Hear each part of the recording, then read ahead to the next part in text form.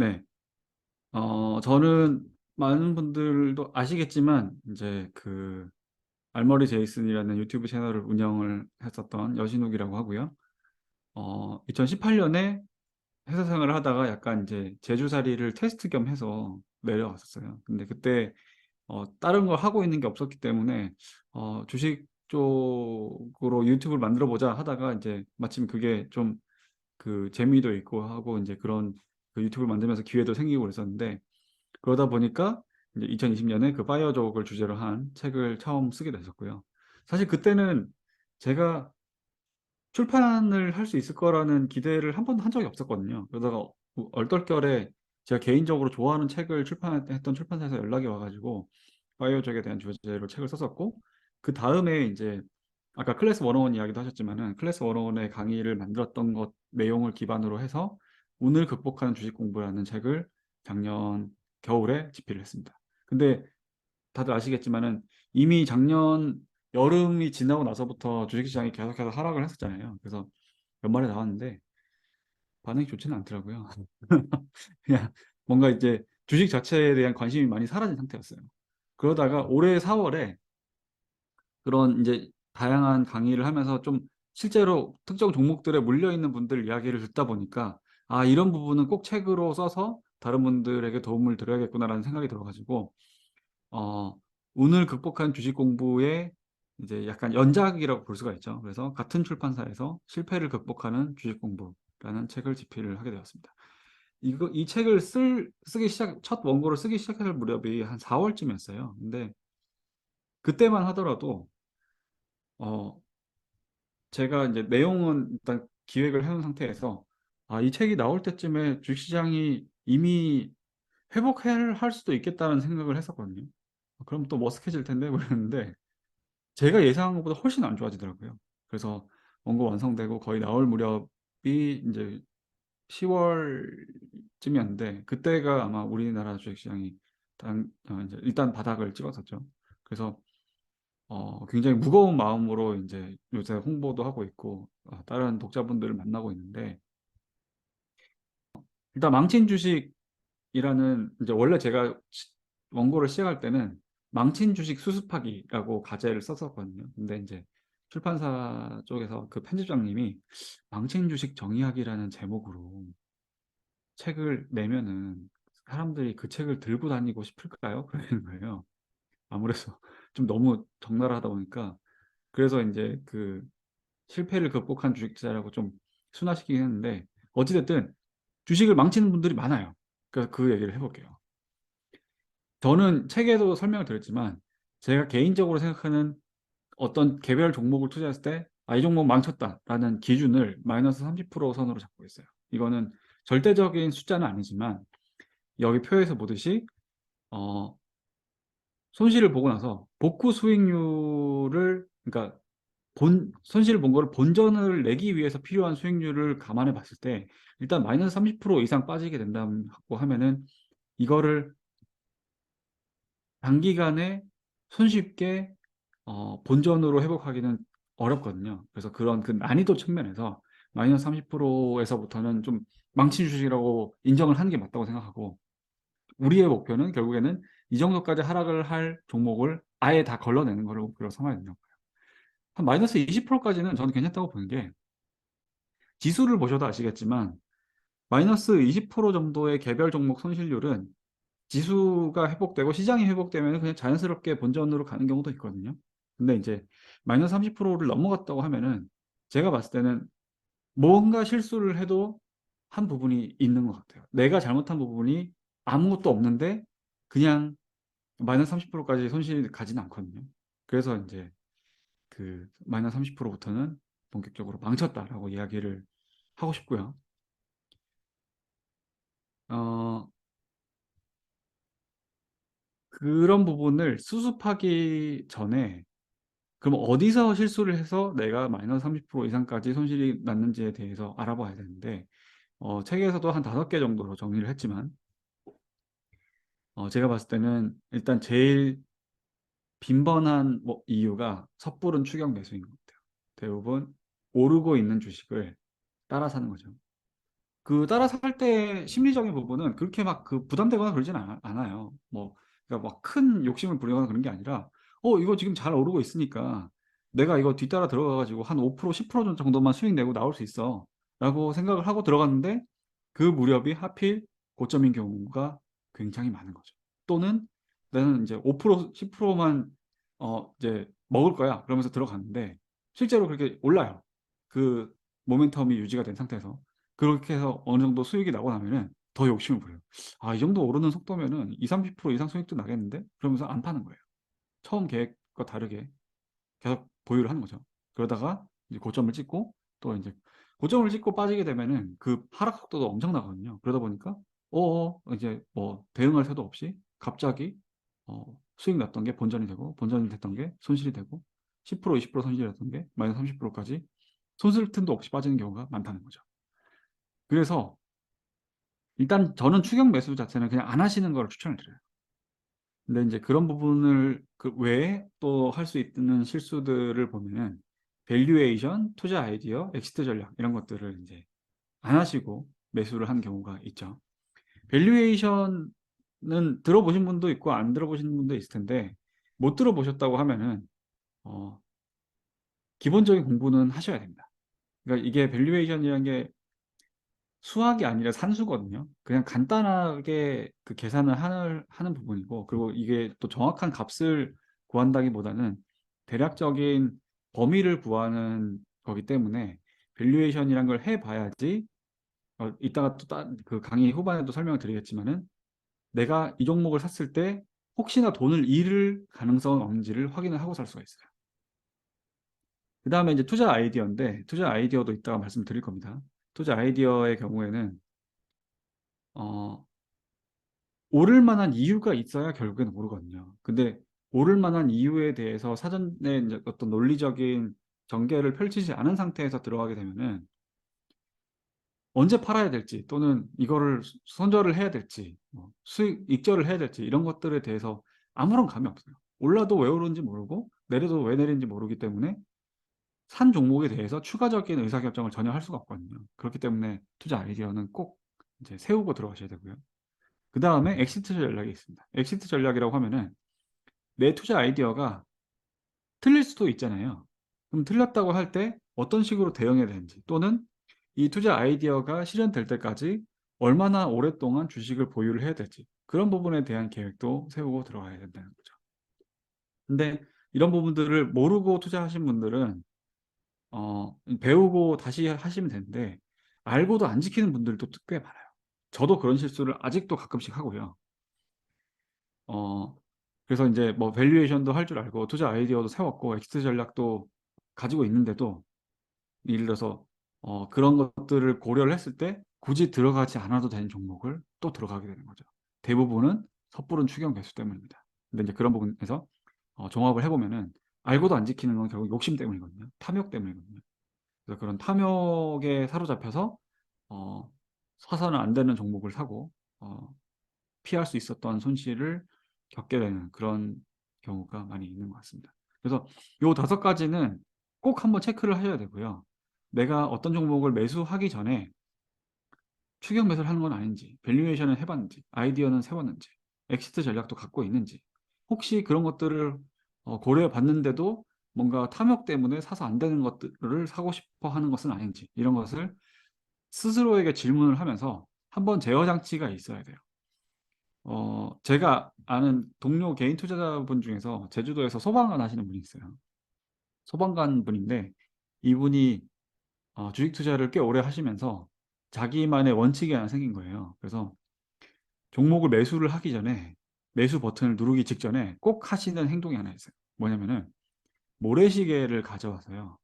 모래시계를 뒤집어 놓고 5분 동안 생각을 한다고 합니다. 그렇게 해서 마지막까지 내가 혹시 이거를 뭔가 어, 잘못된 판단을 하고 있는 게 아닌지를 심사숙고를 하고 그 다음 매수를 한다고 해요. 근데 그 뭐 모래시계를 꼭 쓰시라는 건 아닌데 그만큼 사기 전에 신중할수록 사고 나서 후회할 일이 적어진다. 이 부분은 꼭 말씀드리고 싶고요. 그럼 본격적으로 일단 손실이 났을 때 대응법에 대해서 이야기를 해볼게요.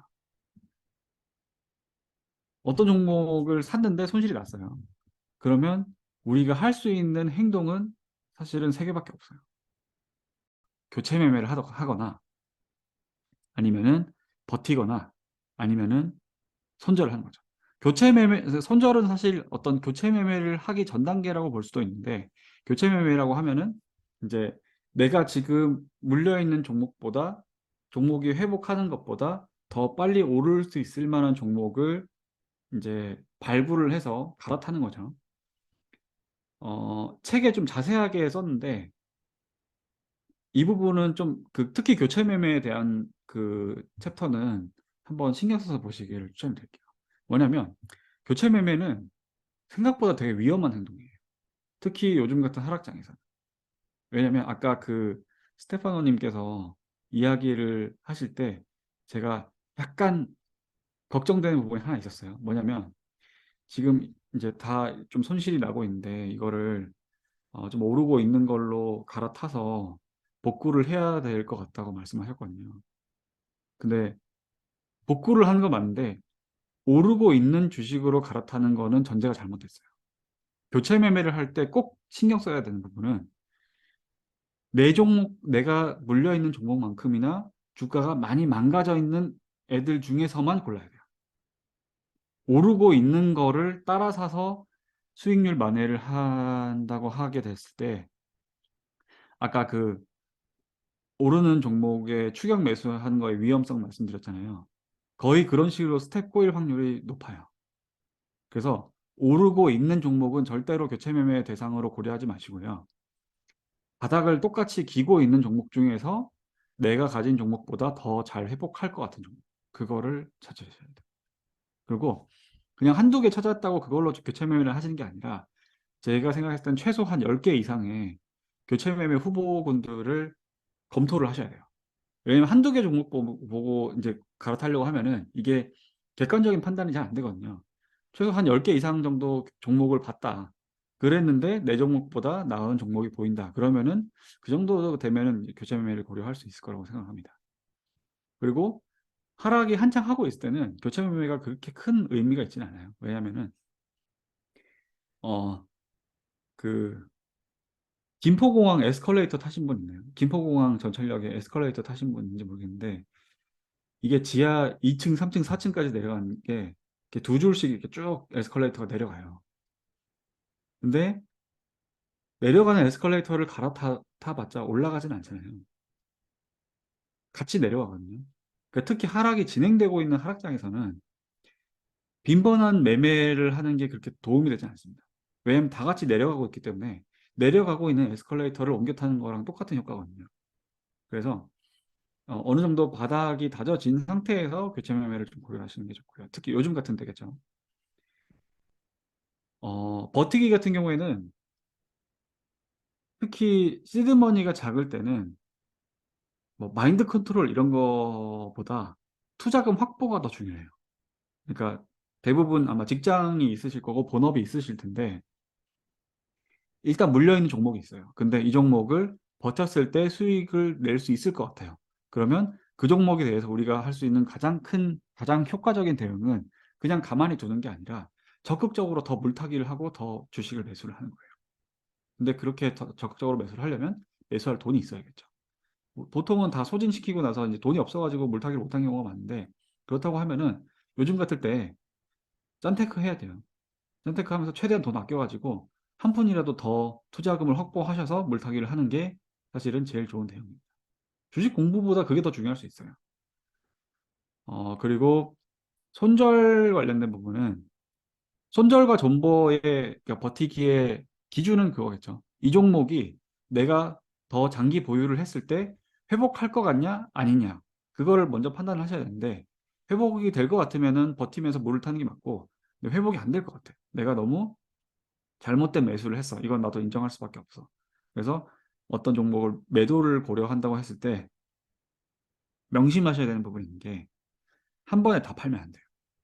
한 번에 다 팔면 기분은 굉장히 좋아요.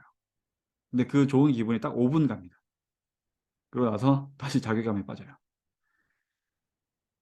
그러다가 좀 시간이 지나잖아요. 거의 10중 8구 내가 전량 매도했던 그 주식이 꽤 괜찮은 회복을 해요. 그러면 배가 더 아파요. 왜냐면 난 바닥에서 던졌기 때문에. 손절을 하고 싶은 기분이 가장 많이 들 때가 보통은 주가가 진바닥에 가 있을 때예요. 그렇기 때문에 앞으로의 업황이나 내가 종목 분석을 했을 때 가망이 없어 보이더라도 바로 전량을 매도를 하지 마시고요. 제가 책에서 설명드린 내용을 공유드리자면은 한 5개월에서 6개월 걸쳐서 분할 매도를 하시기를 추천드려요. 왜냐하면 보통 그 시장의 장세가 변하기 위해서 최소 그 정도 시간은 필요하거든요. 그 말은 진바닥보다는 좀 더 나은 가격에 손절을 할 기회도 생길 거고요. 운이 좋으면 괜찮은 익절을 하고 나올 기회도 생겨요. 근데 그 기회를 활용하기 위해서는 한 번에 다 파는 게 아니라 그런 식으로 뭐 한 달에 한 번씩 해서 5등분해서 나눠 팔든 아니면 반년 동안 조금씩 조금씩 뭐 매도를 하든 그런 식으로 분할 매도를 하면서 만에 하나 찾아올지 모르는 어떤 회복의 기회를 충분히 취하는 전략을 활용하시기를 추천을 드립니다. 자세한 내용은 책에다가 좀 그 깊게 적어 놨으니까요. 나중에 확인하시면 되고 시간이 많이 없으니까 넘어가도록 하겠습니다. 요거는 지금 한번 해보시면 좋을 것 같아요.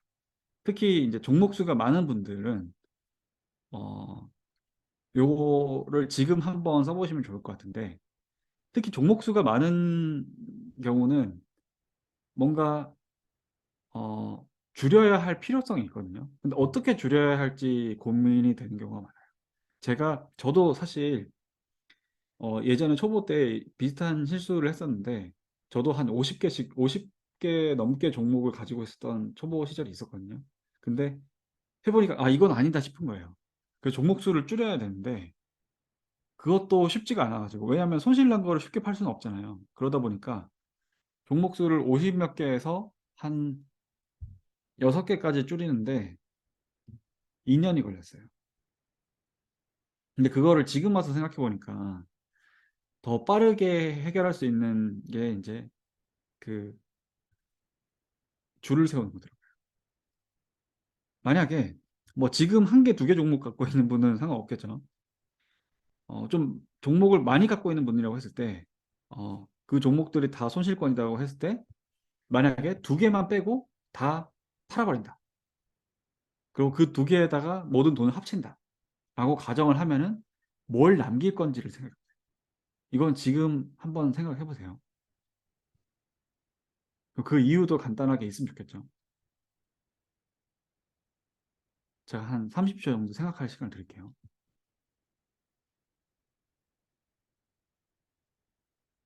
이 얘기를 하는 이유가 사실 이렇게 지금 바로 당장 직관적으로 판단하라고 말씀을 드리면은 뭐 그게 뭐 최고의 의사결정이 나오지는 않을 거예요.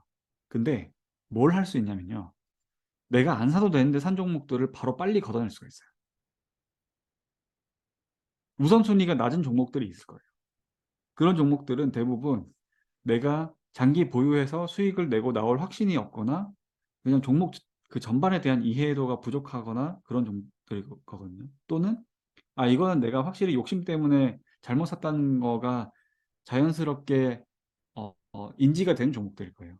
근데 그런 것들을 MTS에서 리스트로 두고 있으면은 잘 모르는데 그냥 걷어낸다고 의사결정을 하게 되면은 바로바로 찾아낼 수가 있어요. 그래서 그런 부분에서 요거를 한번 해보시면 좋고요. 이거는 나중에 개인 시간 있으실 때 꼭 한번 해보세요. 그러고 나서 이제 뭐 교체 매매를 하든 물타기를 하든 아니면 손절을 하든 그렇게 된 이후에 어떤 것들을 해야 될지에 대해서 이야기를 해보겠습니다. 사실 소 잃고 외양간 고치는 거 기분은 안 좋잖아요. 근데 주식 투자에서는 소를 잃고 나서도 외양간은 고쳐야 돼요. 왜냐면 그렇게 해야지 다음번에 또 안 잃을 수 있잖아요. 그래서 어떤 식으로 고쳐볼지에 대해서 가볍게 이야기를 해보겠습니다. 어, 그냥 주가에 대해서 이야기를 할 때 제가 요 그래프를 항상 보여드리는데 주가는 그냥 오르면 내리고요. 내리면 올라요. 근데 그 오르고 내리는 궤적이 장기적으로 보면은 여기 이 가운데 점선 있죠. 여기 밸류라고 썼는데 이 내재 가치라고 하는 그 기업의 근본적인 돈 버는 능력을 따라가게 돼 있어요. 근본적인 돈 버는 능력이기 때문에 적자 보는 기업이 아니면 일단은 기본은 우상향을 해요.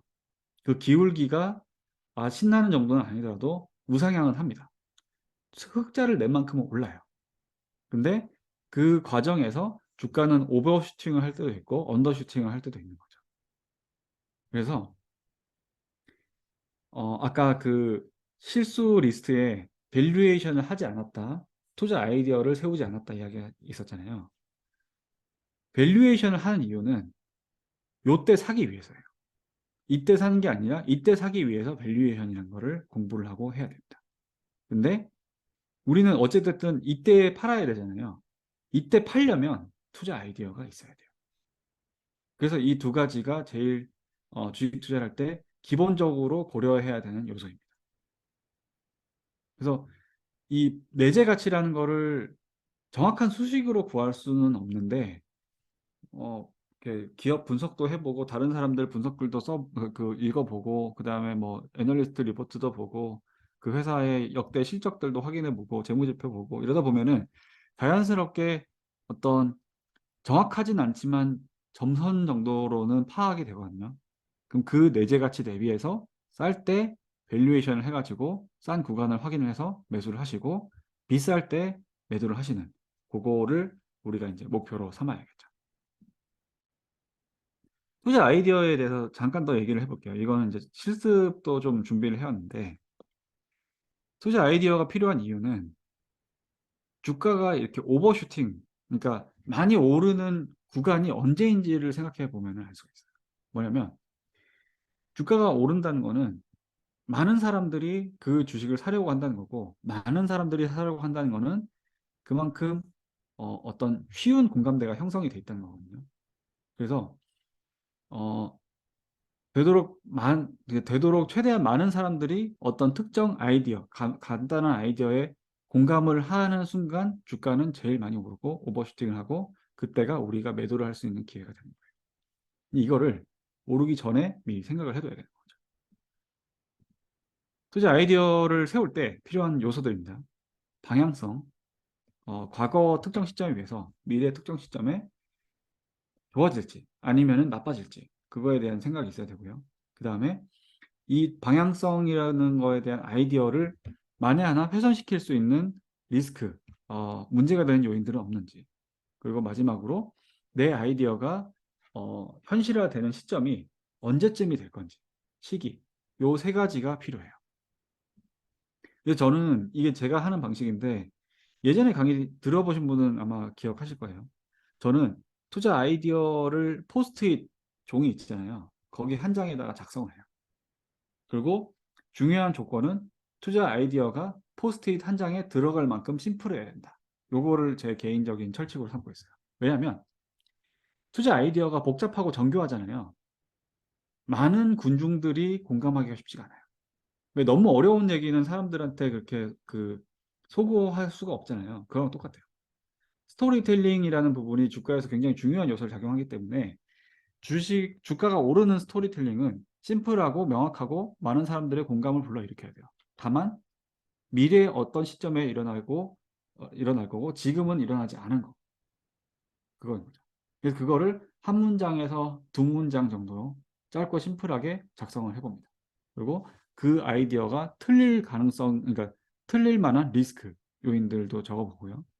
그리고 마지막으로 그 아이디어가 발현되는 시점, 이게 뭐 한 6개월 뒤일지, 뭐 2023년 하반기일지, 또는 한 2, 3년 이후에 벌어질 일일지, 5년, 10년 뒤에 벌어질 일일지, 그거에 대한 이제 시계열을 작성을 하고 그 시계열 자체가 우리가 그 종목을 샀을 때 적정 보유 기간이 되겠죠. 그래서 요거를 저는 적습니다. 지금 간단하게 아까 두 개 종목 골라보자고 제가 말씀드렸잖아요. 그 종목이 있다고 하면은 실습을 이따가 한번 해볼게요. 하기 전에 한번 샘플로 보여드리면은 제가 올해 매수했던 종목들은 손실 난 건 하나도 없어요. 근데 제일 많이 들어갔는데 제일 재미없는 게 지금 삼성전자거든요. 그래서 좀 고민은 되는데 제가 삼성전자를 샀을 때 투자 아이디어는 이렇게 작성을 했거든요. 이거를 한번 지금 샘플을 보여드릴게요. 삼성전자가 DDR5라고 하는 새 메모리 반도체를 만들었는데 이 메모리 반도체가 탑재되는 CPU들이 있어요. 근데 그 CPU가 개발이 안 됐어요. 인텔이랑 AMD가 만드는 이제 미국 회사들이 만드는 건데 걔네가 출시가 안 돼가지고 계속 밀려가지고 삼성전자 입장에서는 비싸게 팔 수 있는 제품들을 잔뜩 만들어놨는데 이걸 팔지를 못한 거예요. 그래서 이게 본격적으로 팔리려면은 인텔이라는 회사가 사파이어 래피즈라고 하는 서버향 CPU를 그러니까 출시를 해야 되는데 그 출시가 원래는 작년 말에 출시하기로 됐던 게 지금 내년 초까지 미뤄졌어요. 그러면서 삼성전자 주가도 좀 많이 빠졌거든요. 근데 이제 반대로 얘기하면은 이게 출시가 되고 본격적으로 어, ASP 그러니까 단가가 높은 메모리 반도체가 팔리기 시작하면은 삼성전자의 업황도 돌아오겠구나라고 제가 투자 아이디어를 세웠고 그 아이디어가 발현된 시점은 이제 일단은 지금까지 뉴스 나온 걸로는 내년 초라고 합니다. 그때 인텔 사파이어 래피즈가 출시가 될 거고 출시된다고 해서 바로 좋아지진 않을 거예요. 근데 그게 본격적으로 좀 팔리면서 실적이나 이런 부분에서 또는 메모리 반도체의 가격적인 부분에서 긍정적인 지표가 나온다. 그러면은 주가가 좀 반응을 하겠죠. 그 주가가 반응하는 시점을 저는 이제 2023년 여름 전까지로 보고 있었던 거예요.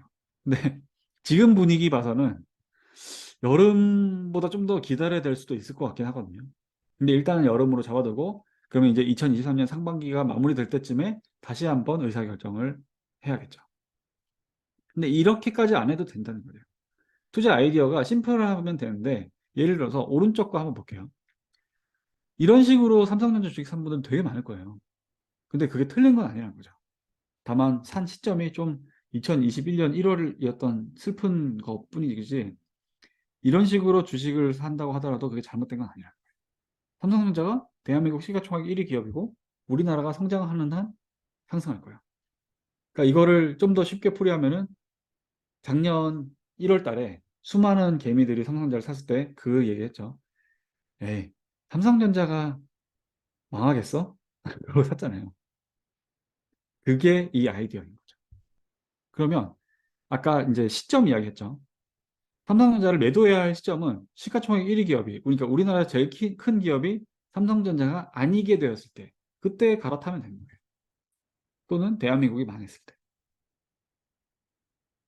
그래서 만약에 뭐 여기도 계신지는 모르겠는데 혹시나 삼성전자를 2021년 1월에 거의 최고점에 매수를 해가지고 지금 한 마이너스 30% 가까운 손실을 내고 있다라고 하시더라도 처음에 샀을 때 이유가 다르지 않다고 하면은 그냥 팔지 마세요. 물타기 하세요. 물타기 계속 하면은 평단가가 떨어지면서 내가 샀던 가격대보다 점점 더 낮아지면서 이제 수익을 낼 기회도 점점 더 많아지고요. 오히려 그렇게 해서 물량을 많이 확보를 한 상태에서 이제 낮은 가격에 물타기를 많이 하고 물량이 많아진 상태에서 수익이 난다. 그러면 수익금 자체는 훨씬 커져요. 근데 그런 것도 어, 투자 아이디어가 될 수 있다는 거죠. 요거 한번 해볼게요. 리스크는 지금 쓰기엔 좀 어려울 수 있으니까 지금 간단하게 자리에 있는 뭐 노, 노, 노트패드나 뭐 그런 거 가지고 내가 관심 있는 종목 또는 지금 보유하고 있는 종목 이 종목이 미래 특정 시점에 좋아질 이유를 투자 아이디어로 작성을 해보시고요. 그 다음에 그 아이디어가 실현될 시점. 그럼 그러니까 쉽게 얘기해서 내가 언제까지 기다려야 될지 그것도 한번 적어보세요. 요거 한 1분 정도 드릴게요. 이게 이제 나중에 좀 익숙해지면은 이런 식으로 저는 그렇게 하거든요. 포스트잇에다가 제가 보유한 종목이나 관심 종목들을 투자 아이디어랑 시계열이나 이런 것들을 쫙 쓰고 시계열 단위로 이렇게 붙이는 거예요. 더 먼 미래에 이루어질 종목들이랑 더 가까운 미래에 이루어질 종목들을 순서대로 이렇게 쫙 놓는 거예요. 그러면 이제 투자할 순서가 생기는 거죠. 예를 들어서 내년 1월쯤까지 보유해야 될 종목이 있다. 그러면은 그, 그 종목을 뭐 예를 들어서 내년 말까지 보유해야 되는 종목에 비해서 먼저 비중을 실어 넣는 거죠. 그리고 그게 수익이 났다. 그럼 그 수익금을 그 다음 투자 아이디어로 넘기고 이런 식으로도 할 수 있는 거죠. 네, 그러면 제가 템플릿 마지막으로 한 번만 더 공유 드릴게요. 종목 이름, 종목명이랑 그다음에 종목명, 핵심 아이디어, 리스크, 그다음에 보유 기간 이렇게 해서 그 우리의 투자 프레임을 간단하게 정리를 해보는 거 꼭 한번 해보셨으면 좋겠습니다. 그리고 이거는 제가 올해 투자를 하면서 어, 배우게 된 점이고 생각보다 괜찮은 효과를 얻었기 때문에 여러분한테 꼭 공유드리고 싶은 게 있어가지고 또 준비를 해봤습니다. 결론은 이거거든요. 수익률을 예를 들어서 내가 뭐 5%, 10% 내던 거를 15%, 20% 내기 위한 핵심은 그거예요. 많이 공부하되 최대한 적게 행동하는 거. 그 적게 행동한다는 거는 아무거나 섣불리 매수하지 않는다는 거예요. 근데 그 매수를 그럼 언제 해야 되냐? 요거를 제가 올해는 제가 제 스스로 지키려고 하는 규칙을 하나 만들었거든요. 어떻게 했냐면요. 제가 항상 아쉬웠던 게 그거였어요. 반대 매매라고 혹시 들어보셨나요? 대부분 들어보셨을 텐데, 증권사에서 그 신용으로 증권사에서 돈을 빌려가지고 투자를 하는 투자자들이 있어요. 근데 그렇게 돈을 빌려서 투자를 했는데 주가가 빠지게 되면은 증권사 입장에서 이 빌려준 돈을 회수해야 되기 때문에 강제로 청산을 시키거든요. 근데 그 강제 청산을 시키면서 주가가 굉장히 많이 빠져요. 왜냐하면 증권사가 회수를 잘 해야 되기 때문에 강제로 매도를 하는데 팔릴 가격에 매도를 해야 되니까 그 하한가로 그냥 걸어서 체결을 시켜버리거든요. 그 투자를 한 사람의 의지와 상관없이. 그럴 때 보통 보면은 개별 종목들이 7, 8% 빠지고 10% 넘게 빠지고 그러는데 그런 날은 대부분 지수 기준으로도 지수가 적지 않게 빠지더라는 거죠. 그래서 제가 2000년 1월 1일부터 2022년 오늘까지 코스피 지수 기준으로 하락한 날의 저기 날을 다 카운팅을 했어요. 그랬는데 보니까 한 마이너스 2.5% 이상 빠지는 날은 대부분 반대 매매가 일어나는 날이더라고요. 그런 날은 하락한 종목이 막 천 몇백 개, 뭐, 그, 그런 식으로 거의 막 엄청나게 많이 빠지고, 뭐 개별 종목들은 7, 8%씩 빠지는 것도 있고 그렇더란 말이에요.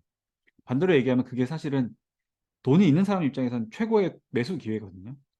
근데 제가 예전에는 항상 그런 날을 보고도 눈 뜨고도 이미 주식이 다 100% 채워져 있기 때문에 활용을 못 했었는데, 이거를 활용하기 위한 개인적인 원칙으로 세운 게 내가 만약에 투자할 금액이 100이 있다. 그럼 그 100을 뭐 한 5등분 정도 해가지고 코스피 지수 기준으로 마이너스 2.5% 이상 하락한 날만 사자.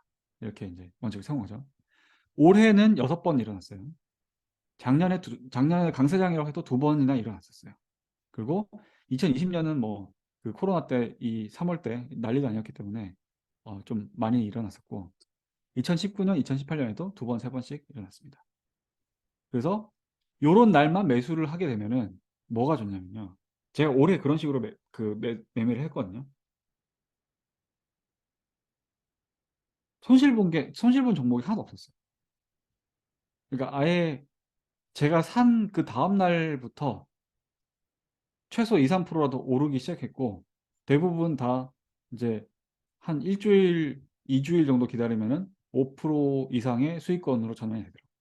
그럼 이제 기다리기가 너무 마음이 편한 거예요. 손실이 아니니까. 그래서 이거는 내년에 꼭 한번 테스트를 해보시기 바랍니다. 코스피 지수 기준 마이너스 2.5% 이상 하락한 날이라고 하면은 좀 무게를 실어서 매수를 하시는 거. 종목 잘 고를 필요도 없어요. 아무 종목이나 골라도 손실은 안 봐요. 그러다가 만약에 좋은 종목을 골랐다 그러면은 단기간에 꽤 괜찮은 수익이 날 수도 있어요.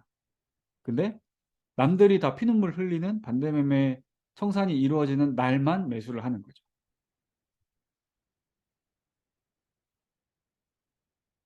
그리고 마지막으로 제가 개인적으로 보고 있는 내년에 이제 살만한 섹터들 간단하게 그 제 개인적인 의견을 공유를 드리고 마치도록 하겠습니다. 어, 일단 내년 농사는 주식 농사는 올해보다는 무조건 쉬울 거라고 생각합니다. 왜냐하면 올해가 너무 안 좋았잖아요. 무조건 좋을 거예요. 만에 하나 더 안 좋다 그러면은 사실은 집 팔아서 주식 사야 돼요. 근데 이제 기본적으로 내년 주식 농사에서 큰 테마를 2개 정도 보고 있는데 하나는 성장이고 다른 하나는 회복이거든요. 일단 성장이라고 하면은 올해에 그 성장을 했던 기업들은 주가가 많이 안 빠졌어요. 또는 올랐어요. 이제 그런 종목들이라고 하면 대표적으로 2차 전지, 뭐 엔터테인먼트 이런 것들이 있을 거고요. 뭐 조선이나 뭐 방산 이런 것들도 있었죠. 그런 쪽 섹터들은 사실은 가격대가 살만한 가격대까지 잘 안 오거든요. 그러니까 미래가 좋다고 해서 무작정 사면 안 돼요. 그래도 살만한 가격대에 사야지 수익을 낼 수가 있어요. 근데 성장이 이루어지기 때문에 주가가 잘 안 빠지는 섹터들은 아까 말씀드린 그런 날 있잖아요. 마이너스 2.5% 이상 지수가 빠진 날.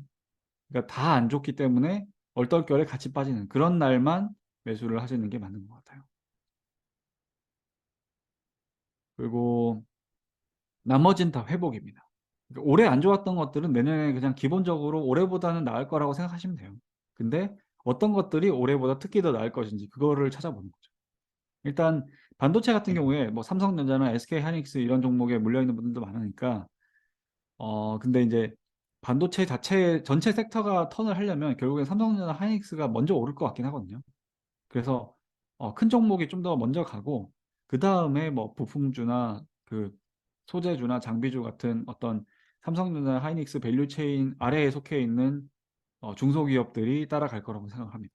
그래서 계획은 그래요. 삼성전자에 잔뜩 실어놓고 삼성전자가 수익이 나기 시작하면은 조금씩 조금씩 입절을 하면서 저런 이제 지금 망가져 있는 소부장 섹터에서 찾아가지고 조금씩 조금씩 투자금을 옮기는 거죠.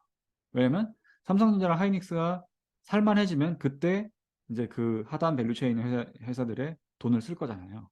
그래서 그런 순서에 맞춰서 투자할 계획이고요. 개인적으로 제일 괜찮아 보이는 거는 음식료예요. 음식료 쪽은 올해에 주가가 안 좋았던 이유가 이미 다 해소가 됐어요. 주가만 안 올랐어요. 일단 원재료 가격 같은 경우에 그 음식료 회사의 원재료는 다 농업 원자재잖아요. 뭐 소맥, 대두, 뭐 그 또 뭐 있죠? 함유 이런 것들. 그러니까 농사를 지어서 생산되는 1차 산업의 그 생산품들이 가격이 많이 오르는 바람에 음식료가 마진율이 안 좋아져서 올해 주가가 안 좋았거든요. 근데 그 가격들이 많이 떨어졌어요. 내년에는 더 떨어질 가능성이 있습니다. 왜냐? 그 곡물 원자재 가격을 결정짓는 요인들이 다 좋아지고 있거든요. 예를 들어서 컨테이너 운임 같은 것도 그 좋아지고 있고 또 그 뭐죠? 농업 자체가 일단 올해 흉작이었던 이유는 전쟁 때문이었잖아요. 그리고 이제 흉작이었기 때문에 지금 비료나 농기계 이런 것들이 엄청 잘 팔리고 있어요. 그 말은 농업 생산성이 내년이 되면 올해보다 무조건 좋아진다는 거고 그러면은 아마 곡물 가격은 더 많이 빠질 가능성이 있습니다. 그렇다고 하면은 올해 음식료들이 대부분 이제 판매 가격 인상을 했잖아요. 그러니까 판매 가격은 인상을 했는데 원자재 가격은 떨어졌으니까 자연스럽게 그 마진 스프레드가 더 커질 거거든요. 그러면 주가는 오를 수밖에 없어요. 그래서 개인적으로 좀 음식료 쪽을 좋게 보는데 근데 이제 아쉬운 게 라면이나 이런 좀 심플한 섹터들은 이미 좀 주가가 반응을 했더라고요. 그래서 지금 매수하기는 조금 아쉬워지긴 했어요. 그다음에 건설 증권 쪽은 너무 안 좋아서 그 내년에 상대적으로 기저효과는 있을 것 같은데 아직 부채라든지 PF 이런 쪽에 리스크가 완전히 해소가 안 됐어요. 그래서 이거는 좀 조심해서 보되 만약에 해결이 된다고 했을 때 좀 괜찮은 초과 수익을 낼 수 있을 섹터라고 보고 있고요. 대신에 이제 부채 비율이나 이런 재무 분석을 잘 해야 돼요. 그래서 살아남을 수 있는 회사만 투자를 하시는 게 맞는 것 같아요. 되도록 큰 회사들. 건설 회사라고 하면은 뭐 현대건설, GS 같은 그런 큰 건설사들. 그다음에 증권사라고 하면은 그 시가총액 큰 증권사들 있잖아요.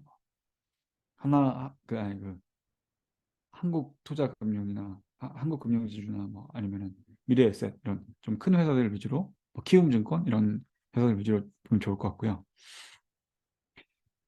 그리고 개인적으로 본 섹터 중에서 골판지도 있는데 골판지는 가치 투자 또는 기업을 분석한 투자에 대해서 조금이라도 관심이 있는 분들은 한 번쯤 들어보셨을 거예요. 자세한 설명은 생략드리고 골판지 회사들은 폐지 가격이 내리면 주가가 오르고요. 폐지 가격이 오르면 주가가 내리거든요. 근데 올해 초에 폐지 가격이 너무 많이 올라가지고 주가가 많이 빠졌는데 폐지 가격이 내려오고 있어요. 근데 주가는 아직 많이 안 올랐어요. 그래서 괜찮아 보이고요. 그 다음에 이제 마지막으로 내년 회복의 어떤 제일 중요한 주인공은 아무래도 코로나 리오프닝일 것 같습니다. 오늘 뉴스 보니까 그 실내 마스크도 해제한다 뭐 이런 얘기 막 들리고 있잖아요. 어, 되도록이면 올해 주가가 망가진 것들 중에 찾으면은 고를 게 많을 거예요. 근데 조심해야 될 점이 아까 건설이랑 증권과 마찬가지로 지금 이자가 올라가고 있기 때문에 이자를 많이 내는 기업, 쉽게 얘기해서 부채를 많이 갖고 있는 기업들은 좀 조심을 해야 됩니다. 특히 항공사. 항공사는 외화 부채거든요. 그래서 항공사 올해 특히 달러가 막 오르고 이렇게 되면은 부채가 달러 환율이 오르는 만큼 더 커지고 그러다 보니까 좀 조심해야 되고요. 중소형 항공사들은 막 유상증자하고 막 그런 거 분명히 나올 수 있을 것 같아요. 카지노는 3분기에 좀 의미 있는 흑자 전환을 했습니다. GKL 이런 회사들. 뭐 내년에도 꾸준히 좋아질 것 같고요. 어, 화장품은 원래는 중국 쪽에서 우리나라로 그 손님들이, 그러니까 관광객들이 오게 되면 화장품이 좀 수혜를 입는 섹터였는데 그게 좀 성격이 바뀌었어요. 그래서 중국 관광객들이 예전처럼 한국 화장품을 많이 사지 않고 자국 화장품도 많이 쓰고 그러다 보니까 뭐 LG 생활건강 이런 거 주가 보시면 아시죠? 그래서 아모레나 LG생건 이런 회사들이 북미랑 유럽 쪽으로 수출을 다변화시키기 시작했어요. 근데 이거는 좀 의미 있는 매출 신장이 일어나고 그게 주가에 반영되려면 시간이 좀 걸릴 것 같고요. 그래서 화장품은 리오프닝에 묶여 있을 수도 있지만 수혜가 크지는 않을 것 같습니다. 대신에 개별적으로 뭐 그런 북미, 유럽, 일본 이런 데 수출을 하는데 성과가 괜찮게 나는 화장품 회사다. 그러면은 그 회사만큼은 주가가 좀 오를 수도 있을 거예요. 마지막으로 제가 지금 개인적으로 관심 있는 게 호텔 쪽입니다. 아까 카지노랑 비슷한데 10월부터 외국에서 해외 입국자가 PCR 검사를 면제 받았잖아요. 그래서 제가 서울에 호텔을 가봤는데 외국인 관광객들이 갑자기 엄청 많아졌더라고요. 제가 서울에 일이 있어서 갈 때마다 그 항상 묵던 호텔이 있는데 한 번도 본 적이 없는 이제 그 뭐라고 하지 문전성시를 이루고 있더라고요. 그래서 물어봤더니 10월쯤부터 외국인 관광객이 갑자기 많아졌대요. 딱 정확하게 입국자 그 PCR 검사 면제한 그 시점부터 했던 거죠. 그래서 호텔 쪽이나 카지노 이런 데는 4분기 실적이 꽤 괜찮을 거예요. 당장 바로 다음 분기. 근데 내년은 더 좋겠죠. 내년에는 실내 마스크도 해제된다고 하니까. 그래서 관심 있게 보고 있습니다. 이 정도가 제가 개인적으로 관심 있던 거고, 뭐, 이걸 다 산 거 아니에요.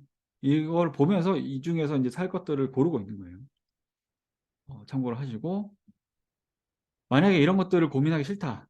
그럼 저는 솔직히 얘기해서 한 종목만 사도 돼요. 그냥 삼성전자만 사세요. 삼성전자 사서 계속 물타기 하면서 그냥 삼성전자가 의미 있는 수익을 내줄 때까지 기다리시기만 하셔도 돼요. 왜냐면 아까 말씀드린 것도 제가 요약해서 설명을 드리긴 했지만 올해 내내 공부를 하면서 조금씩 정보를 수집하면서 얻게 된 결론이거든요. 주식 공부하는 게 시간이 굉장히 많이 들어요. 근데 뭐 본업이 바쁘시거나 뭐 육아를 하고 계시거나 그런 주식 공부할 시간을 많이 못 내는 분들 있잖아요. 그런 분들이라고 하면은 일단 최소 내가 하루에 1시간 이상 주식 투자를 공부할 수 있는 시간을 할애할 수 있는지를 먼저 한번 질문해 보시고요. 1시간 이상 못 낸다? 그럼 그냥 공부하지 마시고 삼성전자만 사세요. 그렇게 하더라도 잘 모르는 상태에서 애매하게 종목 피킹했다가 물려가지고 손실 나고 그런 고생을 하는 것보다는 훨씬 돈 많이 버실 거예요. 그게 사실은 오늘 제 숨겨진 결론입니다. 다행히 삼성전자 주가도 그렇게 높은 편이 아니잖아요. 매수하기 좋은 시기거든요. 지금 산다고 하면은 늦어도 2년 안에는 수익이 날 거고요. 운이 좋으면 내년에도 꽤 괜찮은 몇십 프로 수익이 날 수도 있을 거예요.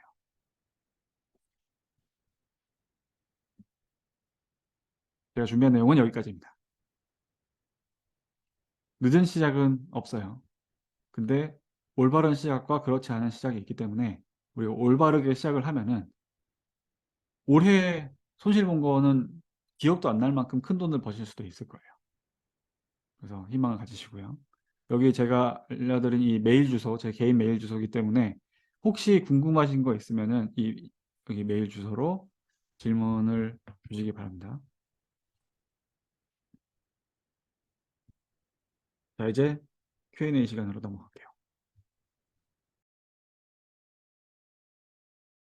올해 정말 많이 힘드셨을 텐데, 저도 그런, 저도 더 힘든 거 겪었는데, 결국에는 돈은 더 벌어지더라고요. 그러니까, 어, 그런 생각을 하시면 좋을 것 같아요. 주식에서 돈을 버는 대가로 우리가 뭘 치르냐면, 뭐, 당연히 공부도 하고 뭐 그랬지만은, 본질적으로는 감정 노동을 하는 것 같아요. 왜 그 콜센터 직원들이 감정 노동을 한다고 그러잖아요. 그런 것처럼 주식 투자자도 감정 노동을 해요. 수시로 이렇게 주가가 빠지거나 이런 기분 나쁜 것들을 견뎌야지 결국엔 돈을 벌거든요. 그런 의미에서 올해는 더 나은 수익을 내기 위한 어떤 노동 강도가 센 해라고 생각하시고 내년에는 좀 더 마음 편하게 돈을 벌 수 있지 않을까라고 생각을 합니다. 그래서 너무 힘들어하지 마시고요. 어, 돈을 버는 회사의 주주가 된 한은 우리가 돈을 따라서 벌 수 있다는 그 제일 심플하고 뭐 원론적인 부분만 까먹지 마시고 화이팅 하시기 바랍니다. 올해 고생 많으셨고 내년 주식 농사 대박 나시길 빌겠습니다. 네, 수고 많으셨습니다.